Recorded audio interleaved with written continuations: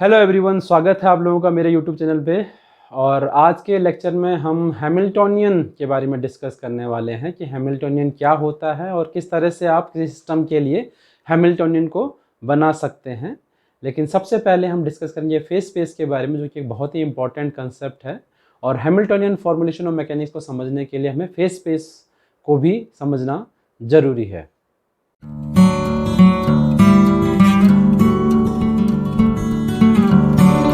सबसे पहले हम बात कर लेते हैं फेज स्पेस के बारे में। और फेज स्पेस को ढंग से समझने के लिए क्यों हमें फेज स्पेस की ज़रूरत है, हमें समझना पड़ेगा लैग्रैन्जियन फॉर्मूलेशन को और कॉन्फ़िगरेशन स्पेस को। पिछले लेक्चर्स में हमने लैग्रैन्जियन फॉर्मूलेशन के बारे में डिस्कस किया था। लैग्रैन्जियन फॉर्मूलेशन में जो हमारे पास सेंट्रल क्वांटिटी है वो है लैग्रैन्जियन ऑफ द सिस्टम। ठीक है, लैग्रैन्जियन डिपेंड करता है generalized coordinate q, generalized velocity q dot, और it can depend on time 2। Lagrangian हम डिफाइन करते हैं kinetic energy minus potential energy से। और इस फॉर्मूलेशन में हम n differential equation of motion हमें सॉल्व करनी होती है। ठीक है, कि हमारे पास एक डिफरेंशियल इक्वेशन ऑफ मोशन आती है। जितनी हमारे पास जनरलाइज्ड कोऑर्डिनेट होते हैं उतने ही हमारे पास डिफरेंशियल इक्वेशन ऑफ मोशन होती हैं, जो हमने यहाँ पे इक्वेशन 1 की फॉर्म में दिया हुआ है। ठीक है, वह J represents number of generalised coordinate. Let's say हमारे पास small n number of generalised coordinates हैं। ये एक सेकेंड ऑर्डर डिफरेंशियल इक्वेशन है। ठीक है, it's an second order equation 1 is the second order differential equation.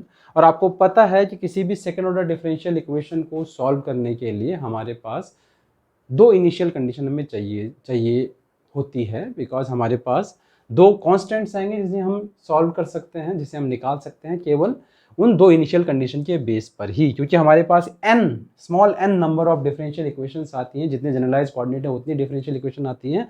हमें 2 times of small n number of initial conditions चाहिए होंगी। फॉर एग्जाम्पल, हमने एक पहले प्रॉब्लम किया था सिंपल पेंडुलम का, जहाँ पर हमारे पास केवल एक ही जनरलाइज्ड कोऑर्डिनेट था, तो एक ही डिफरेंशियल इक्वेशन बन रही थी। तो उस केस में हमारे पास दो इनिशियल कंडीशन की हमें ज़रूरत थी। जितने नंबर ऑफ डिफरेंशियल इक्वेशन बढ़ती जाएंगी, जनरलाइज्ड कोऑर्डिनेट जितने बढ़ेंगे उतने डिफरेंशियल इक्वेशन बढ़ेंगे, उतने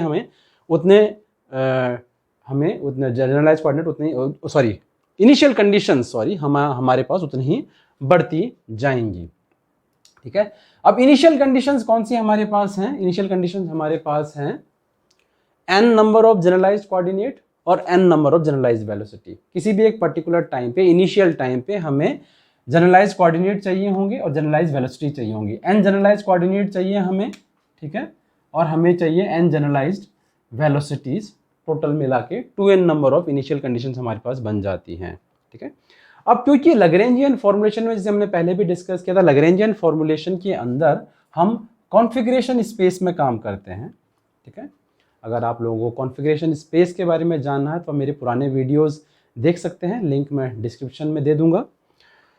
सो कॉन्फ़िगरेशन स्पेस में बेसिकली क्या होता है? कॉन्फ़िगरेशन स्पेस से मैथमेटिकल स्पेस एक हाइपोथेटिकल स्पेस है, मैथमेटिकल कंस्ट्रक्शन है, जिसका पर्टिकुलर टाइम पे एक पॉइंट n जनरलाइज्ड कोऑर्डिनेट को रिप्रेजेंट करता है। सिस्टम के पास मान लो small n number of generalised coordinate हैं, तो उसका एक पॉइंट जो है वो small n number of generalised coordinate को रिप्रेजेंट करता है। इसका मतलब ये हो गया कि कॉन्फ़िगरेशन स्पेस की हेल्प से, क्योंकि हमें लैग्रेंज इक्वेशन ऑफ मोशन, यानी कि ये डिफरेंशियल इक्वेशन ऑफ मोशन है, इसका solution will give you the equation of motion of the system. उसको निकालने के लिए हमें 2n इनिशियल कंडीशन चाहिए, n जनरलाइज्ड कोऑर्डिनेट चाहिए, n जनरलाइज्ड वेलोसिटी चाहिए। लेकिन कॉन्फ़िगरेशन स्पेस की हेल्प से हम केवल n जनरलाइज्ड कोऑर्डिनेट निकाल सकते हैं।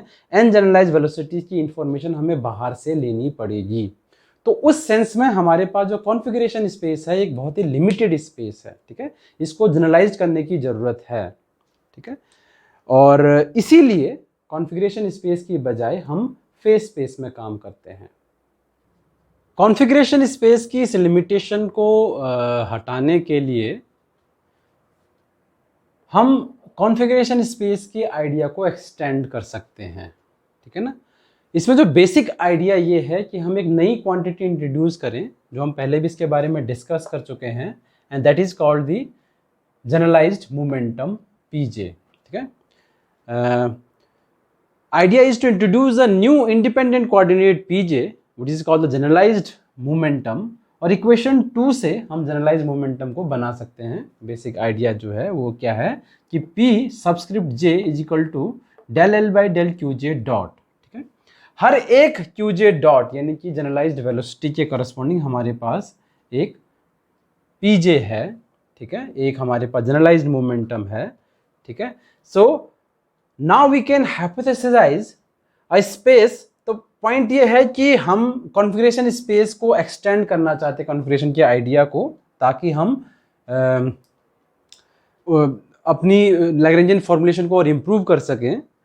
सो we hypothesise a space of 2n dimensional whose coordinates are n generalised coordinates and n generalised momentum, ठीक है। तो आपको याद होगा कॉन्फ़िगरेशन स्पेस हम डिस्कस कर रहे थे, कॉन्फ़िगरेशन स्पेस में क्या होते हैं, इसके कोऑर्डिनेट्स जो हैं वो, अगर हमारे पास n जनरलाइज्ड कोऑर्डिनेट हमारे पास हैं, ठीक है, अगर हमारे पास n जनरलाइज्ड कोऑर्डिनेट हैं तो n जनरलाइज्ड कोऑर्डिनेट हमारे पास हैं, j goes from 1 to n basically, तो हमारा जो कॉन्फ़िगरेशन स्पेस है वो हमारे पास स्मॉल n डायमेंशनल हो जाता है, ठीक है। उसके सारे कोऑर्डिनेट जो हैं, सारे जो generalised coordinate they are the axis of the configuration space, ठीक है। उसी के आइडिया को हमने एक्सटेंड कर दिया। हमने क्या किया, कॉन्फ़िगरेशन स्पेस का डायमेंशनलिटी और बढ़ा दिया, ठीक है। हमने कहा कि हम 2n डायमेंशनल स्पेस अज्यूम कर लेते हैं, जिसमें हमारे पास n डायमेंशन जो हैं वो जनरलाइज्ड कोऑर्डिनेट के हैं और n डायमेंशन जो हैं वो इस तरह के जनरलाइज्ड मोमेंटम के हैं, ताकि हमारे पास जो एक पॉइंट है इस तरह के स्पेस में वो जनरलाइज्ड कोऑर्डिनेट को भी रिप्रेजेंट करे और जनरलाइज्ड मोमेंटम को भी रिप्रेजेंट करे, ठीक है। यहाँ पर क्योंकि हम 2n dimensional, 2 small n number of dimensional हम जो है यहाँ पे डिपिक्ट नहीं कर सकते हैं, ड्रॉ नहीं कर सकते हैं, तो मैं केवल एक एक्सिस से जनरलाइज्ड कोऑर्डिनेट को रिप्रेजेंट कर रहा हूँ और एक एक्सिस को जनरलाइज्ड मोमेंटम से रिप्रेजेंट कर रहा हूँ। लेकिन ये ऑब्वियस है कि यहाँ पर n नंबर ऑफ इस तरह के जनरलाइज्ड कोऑर्डिनेट्स हैं, जनरलाइज्ड कोऑर्डिनेट की एक्सिस हैं, और small n number of generalised momentum की एक्सिस हैं, ताकि एक पॉइंट जो है वो n number of generalised coordinate और n number of generalised moment को रिप्रेजेंट करें, ठीक है। सो इस तरह के जो हमारे पास 2 स्मॉल n डायमेंशनल जो हमारे पास स्पेस होता है उसको हम बोलते हैं फेस स्पेस, ठीक है। आप समझ गए होंगे कि हमारे पास जो फेस स्पेस है वो कॉन्फ़िगरेशन स्पेस का ही एक्सटेंड है, ठीक है, जिसमें हमने एक एडिशनल एक्सिस इंट्रोड्यूस कर दिया जो कि जनरलाइज्ड मोमेंटम को रिप्रेजेंट कर रहा है, ठीक है। ऐसा हमने क्यों किया इसको हम आगे बताते हैं, ठीक है। पहले फेस स्पेस को थोड़ा सा और स्टडी कर लेते हैं। As a simple example, let's say हम कार्टेशियन सिस्टम में काम कर रहे हैं, ठीक है। क्योंकि कार्टेशियन सिस्टम के अंदर जो हमारे पास है हर एक पार्टिकल की 3 डिग्री ऑफ फ्रीडम होती है, ठीक है। तो हम कह सकते हैं कि एक पार्टिकल के लिए 3 जनरलाइज्ड कोऑर्डिनेट चाहिए। Generalized coordinates are basically the simple Cartesian coordinate ही हमारे पास है। तो एक पार्टिकल के लिए अगर मैं कॉन्फ़िगरेशन स्पेस बनाऊं तो मेरे पास 3 डायमेंशनल कॉन्फ़िगरेशन स्पेस बनेगा, क्योंकि 3 जनरलाइज्ड कोऑर्डिनेट हैं, 3 एक्सिस होंगी, जनरलाइज हर एक जनरलाइज्ड कोऑर्डिनेट को रिप्रेजेंट कर रहा है, 3 डायमेंशन हमारे पास बनेगा।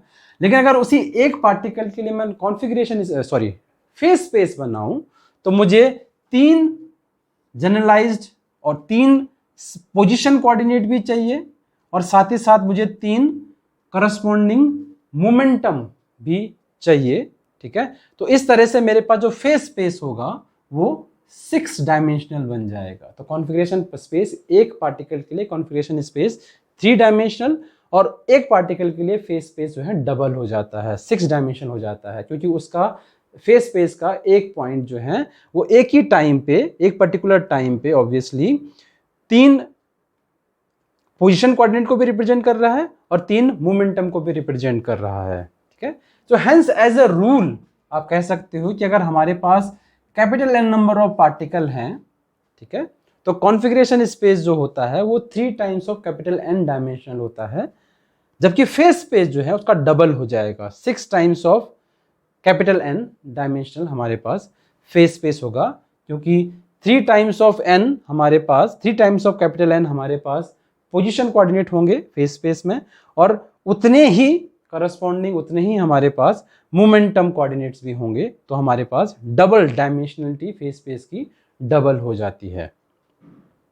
सो किस तरह से हम लोग लैग्रेंजियन फॉर्मूलेशन और मैकेनिक्स की लिमिटेशन को हम इम्प्रूव कर सकते हैं, उसको हम डिस्कस करते हैं। बेसिक आइडिया है इक्वेशन 2 का इस्तेमाल करके हम लोग, क्योंकि हमारे पास लैग्रेंजियन हमारे पास है, हम लैग्रेंजियन फॉर्मूलेशन की बात कर रहे हैं।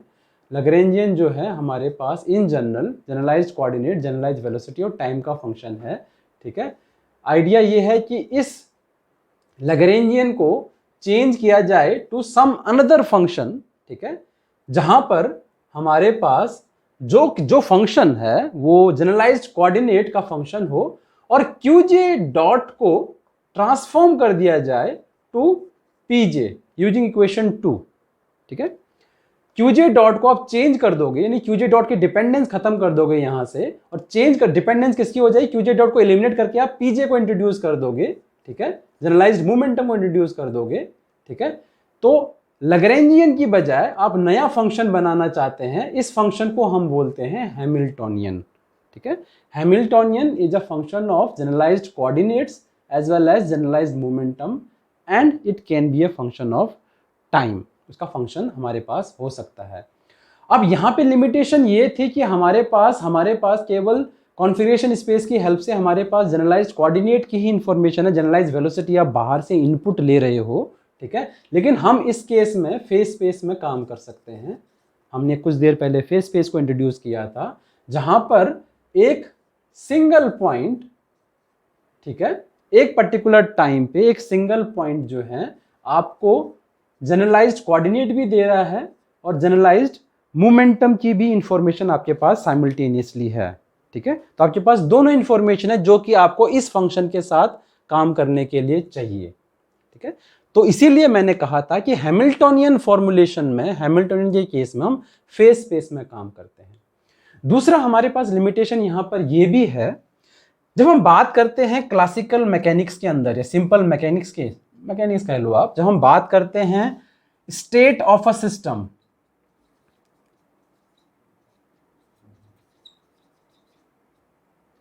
ठीक है, और ये एक एसेंशियल चीज है जब हम स्टैटिस्टिकल मैकेनिक्स में जाते हैं और डिफरेंट ब्रांचेस ऑफ फिजिक्स में जाते हैं। ठीक है, तो मैकेनिक्स में स्टेट ऑफ द सिस्टम का मतलब है कि एक पर्टिकुलर टाइम पे आपको कोऑर्डिनेट भी और मोमेंटम भी पता होने चाहिए। This represents the state of a system. तो हम कहते हैं ना कि एक पर्टिकुलर टाइम में सिस्टम की स्टेट क्या है, इसका मतलब उस पर्टिकुलर टाइम में सिस्टम के कोऑर्डिनेट क्या है और सिस्टम के मोमेंटम क्या है। ठीक है, इसको हम बोलते हैं state of the system. Configuration space में एक पर्टिकुलर पॉइंट जो है फुल स्टेट को रिप्रेजेंट नहीं कर सकता है। क्यों? क्योंकि एक पर्टिकुलर पॉइंट केवल जनरलाइज्ड कोऑर्डिनेट की इंफॉर्मेशन को रखता है, जनरलाइज्ड मोमेंटम की इंफॉर्मेशन को नहीं रखता है। तो हमने इसीलिए क्या किया, क्योंकि कॉन्फ़िगरेशन स्पेस भी एक हाइपोथेटिकल स्पेस था, मैथमेटिकल कंस्ट्रक्ट था, तो हमने क्या सोचा कि चलो इस मैथमेटिकल कंस्ट्रक्ट को थोड़ा सा एक्सटेंड करते हैं, ताकि हमारे पास जो actually state of the system का जो कंस्ट्रक्शन है, जो आइडिया है स्टेट का, उसको हम स्पेस में इनकॉर्पोरेट कर सकें। ठीक है, तो हमने फेस स्पेस बनाया जहां पर एक पर्टिकुलर पॉइंट जो है पूरी की पूरी सिस्टम की एक पर्टिकुलर टाइम पे स्टेट को रिप्रेजेंट करता है। क्यों? क्योंकि वो उस पर्टिकुलर टाइम पे जनरलाइज्ड ये कोऑर्डिनेट को भी रिप्रेजेंट करता है और मोमेंटम को भी रिप्रेजेंट करता है। तो इस सेंस में फेस स्पेस जो होता है वो ज्यादा बेटर कंसेप्ट है। ठीक है, ज्यादा बेटर मैथमेटिकली इक्विप्ड स्पेस है, क्योंकि एक पर्टिकुलर टाइम पे इसमें फुल स्टेट, सिस्टम की पूरी स्टेट की इंफॉर्मेशन इसके पास है। कॉन्फ़िगरेशन स्पेस में ये पॉसिबल नहीं है। ठीक है, तो लैग्रेंजियन फॉर्मूलेशन को हम लिमिटेशन को इंप्रूव करना चाहते हैं, और हमने कहा कि ठीक है, क्योंकि हमारे पास क्यूजे डॉट की हमारे पास इंफॉर्मेशन बाहर से लेनी पड़ रही है लैग्रेंजियन फॉर्मूलेशन में, तो आप क्या करो, क्यूजे डॉट को रिप्लेस कर दो with the p j by equation 2 let's say. ठीक है, तो हमने क्या किया, लैग्रेंजियन जो कि फंक्शन ऑफ क्यूजे डॉट और टी है, ठीक है, उसको हमने चेंज कर दिया into another function which is a function of generalised coordinate q j, generalised momentum p j, and may be a function of time. उसको हम बोलते हैं Hamiltonian of the system. So H जो हमारे पास है, this is called Hamiltonian of the system. अब Hamiltonian तो हमने डिफाइन कर दिया कि हैमिल्टोनियन क्या होना चाहिए, लेकिन हैमिल्टोनियन आप बना कैसे सकते हो, ठीक है, आइडिया यहां पर है। अब वो क्या करना है, आपको एक तरीके ट्रांसफॉर्मेशन करना है। जितने भी मेरे पास जनरलाइज्ड वेलोसिटीज हैं सबको ट्रांसफॉर्म कर देना है into generalised momentum. Obviously equation 2 का हम हेल्प लेंगे यहां पे, ठीक है। और जो लैग्रेंजियन से जो नया फंक्शन बनेगा इस ट्रांसफॉर्मेशन की हेल्प से, उसको हम बोलेंगे हैमिल्टोनियन, ठीक है। इस तरह की ट्रांसफॉर्मेशन को हम बोलते हैं लीजेंड्रे ट्रांसफॉर्मेशन। सो हम लीजेंड्रे ट्रांसफॉर्मेशन की हेल्प से हैमिल्टोनियन बनाएंगे। ऑब्वियसली हैमिल्टोनियन हम कैसे बनाएंगे, लैग्रेंजियन की हेल्प से ही बनाएंगे, ठीक है। सो हम लीजेंड्रे ट्रांसफॉर्मेशन की हेल्प से लैग्रेंजियन से हम हैमिल्टोनियन बनाएंगे, डिफाइन करेंगे कि हैमिल्टोनियन आप सिस्टम के लिए कैसे बना सकते हो। लीजेंड्रे ट्रांसफॉर्मेशन को समझने के लिए एक एग्जाम्पल ले लेते हैं और इसी एग्जाम्पल की हेल्प से हम बताएंगे कि आप लैग्रेंजियन से हैमिल्टोनियन कैसे बना सकते हैं, ठीक है। क्योंकि बेसिकली हमें क्या करना है, हमारे पास L दिया हुआ है जो कि हमारे पास Q, P और T का फंक्शन है, जिसे हमें Q डॉट, जिसे हमें चेंज करना है न्यू फंक्शन में which is Q, P and T, ठीक है। तो ऑब्वियसली हम Q डॉट को चेंज कर रहे हैं P में। इसको मैंने कहा था कि लीजेंड्रे ट्रांसफॉर्मेशन हम कर रहे हैं। तो एक एग्जांपल ले लेते हैं। लेट्स से हमारे पास एक फंक्शन है, पहले हम सिंपल केस लेते हैं कि हमारे पास जो फंक्शन f है वो दो वेरिएबल का फंक्शन है, x और y का। तो ऑब्वियसली हम टोटल डेरिवेटिव ऑफ f उसको हम लिख सकते हैं del f by del x dx plus del f by del y dy, ठीक है। लेट्स अज्यूम कर लेते हैं कि del f by del x जो है वो u है और हमारे पास del f by del y जो है वो v है, सच दैट df जो है वो क्या बन जाएगा, u dx plus v dy। Now let's say कि अब हम जो हमारे पास जो इंडिपेंडेंट वेरिएबल्स हैं x एंड y उसको हम चेंज करना चाहते हैं तो some new variables let's say u and y। Remember that u क्या है, u हमारे पास ये है और ये इंपॉर्टेंट है, ठीक है। मैं जब इसको बताऊंगा तो उसके बारे में और डिस्कस कर लेंगे। लेकिन अब हमारा आइडिया क्या है कि हम फंक्शन f को चेंज करना चाहते हैं जो कि function of x and y है, उसे हम दूसरे फंक्शन में बदलना चाहते हैं जो कि function of u and y हो, where u is defined by del f by del x। तो लेट्स से g वो नया फंक्शन है, लेट्स से g नया फंक्शन है। तो अगर मैं g को इस तरह से डिफाइन कर दूं, जिसे हम लीजेंड्रे ट्रांसफॉर्मेशन बोलते हैं, यही हमारा लीजेंड्रे ट्रांसफॉर्मेशन है कि अगर मैं g को इस तरह से डिफाइन करूं, कैसे डिफाइन किया मैंने, x जिसको मैं चेंज करना चाहता हूं, तो ऑब्वियसली मैं क्या करना चाहता हूं, मैं x से u में जाना चाहता हूं, नया वेरिएबल है और x और u में ये रिलेशन है, ठीक है। तो जिससे आप जाना चाहते हो और जिस में जाना चाहते हो, जिस वेरिएबल में चेंज करना चाहते हो, उनको मल्टीप्लाई कर दिया और माइनस जो मेरे पास पुराना फंक्शन था f, that will be the new. अगर मैं इस तरह से फंक्शन को, नए फंक्शन को डिफाइन करता हूं तो यू कैन इजिली सी कि मेरे पास जो नया फंक्शन होगा that should be the function of u and y। कैसे, dg मेरे पास क्या हो जाएगा, dg होगा इसका derivative which is x du plus u dx, ठीक है, ऑर्डर मैटर नहीं करता है, माइनस df, ठीक है। Now dg x du plus u dx minus df, df मैं ऑलरेडी डिफाइन कर चुका हूं यहाँ पे, df क्या है, u dx, क्योंकि आगे माइनस साइन है तो दोनों के आगे माइनस आ जाएगा, माइनस v dy, ठीक है। u dx से u dx कैंसिल हो जाएगा तो dg क्या हो जाएगा, x du minus v dy, ठीक है। आप खुद देख सकते हो यहाँ पे स्मॉल चेंज इन g जो है वो डिपेंड कर रहा है स्मॉल चेंज इन u और स्मॉल चेंज इन y, ठीक है। इसका सीधा सा मतलब क्या है कि g is a function of u and y now, ठीक है। मैं dg को कैसे लिख सकता हूं, del g by del u du plus del g by del y dy। अगर मैं दोनों को कंपेयर करूं, इन दोनों टर्म्स को कंपेयर करूं, जो मैंने निकाला है और जो मैं मान रहा हूं कि ये बन गया है, ये आप खुद देख सकते हो कि ऑब्वियसली मेरे पास del g by del u क्या होगा, दैट इज x, और del ji by del Y क्या होगा, दैट इज माइनस वी, या फिर minus del ji by del G क्या होगा, minus del ji by del Y क्या होगा, दैट इज वी। ठीक है ना। तो कहने का मतलब है कि इस तरह की अरेंजमेंट से, इस तरह के ट्रांसफॉर्मेशन की हेल्प से मैंने जो मेरा नया फंक्शन मैंने बनाया था जी, जो है वो function of u and y बन गया है। सो यदि यहीं पर ही मेरे पास f मान लो जो है वो 3 वेरिएबल का फंक्शन होता, तो अब जनरल कर रहे हैं इसको, पहले 2 वेरिएबल का था, अब हम 3 वेरिएबल का लेके चल रहे हैं। ठीक है, 3 वेरिएबल का होता तो df क्या होता, del F by del x d x plus del F by del y d y plus del F by del Z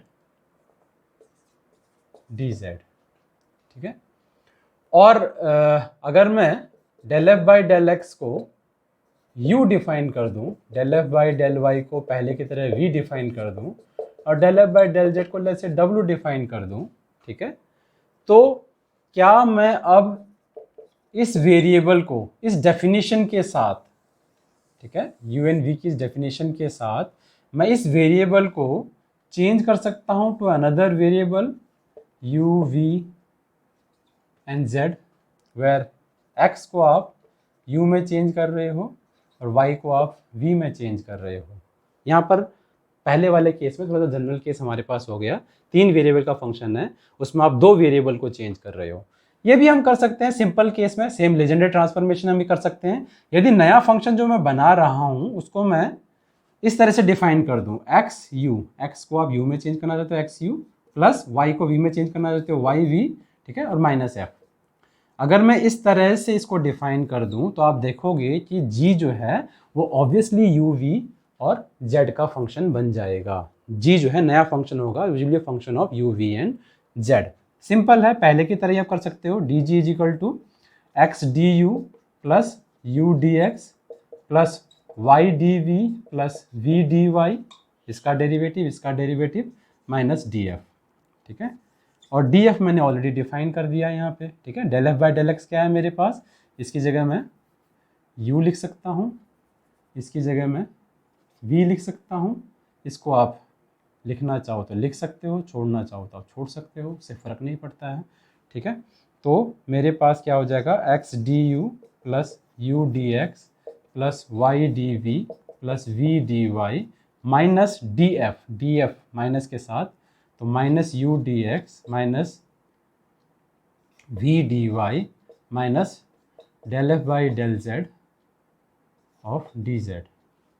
U D X से U D X cancel, V D Y से V D Y cancel, और आपके पास D G जो है वो finally आ जाएगा x D you plus Y D v, ठीक है, माइनस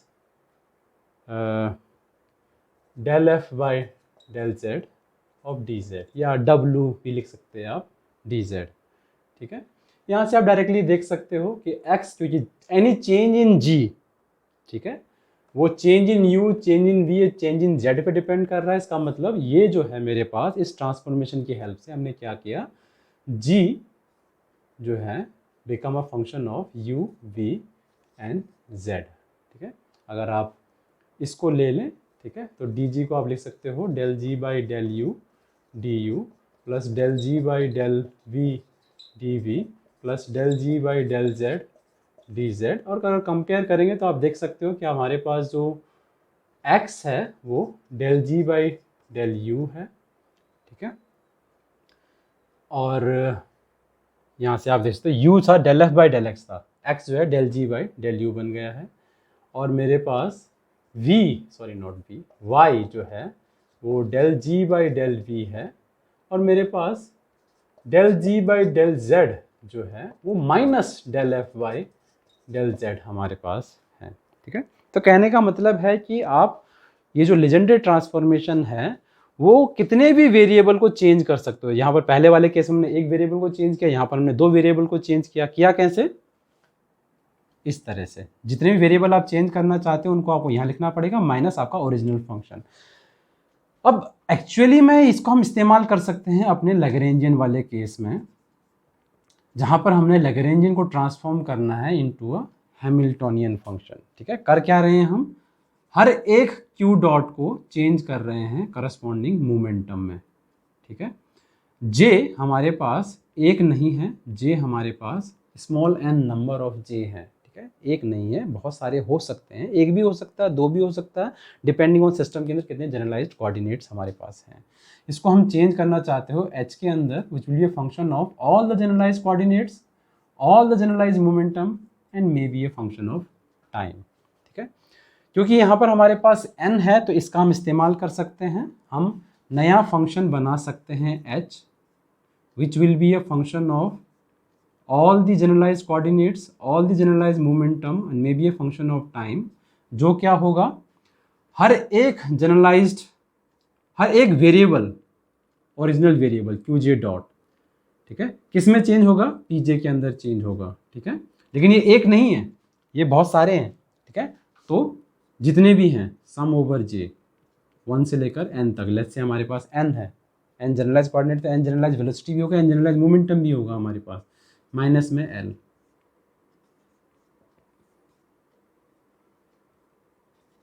qj डॉट nt, ये जो आप इक्वेशन हमेशा देखते हो मैकेनिक्स की स्टैंडर्ड्स लिटरेचर के अंदर, ठीक है, ये कुछ नहीं है, ये जो मैंने यहाँ पे एग्जांपल दिया है आपको लेजेंडरी ट्रांसफॉर्मेशन का, वहीं से आता है।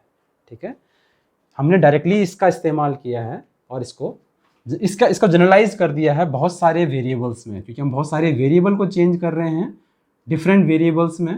ठीक है, तो हम इसी का इस्तेमाल कर रहे हैं।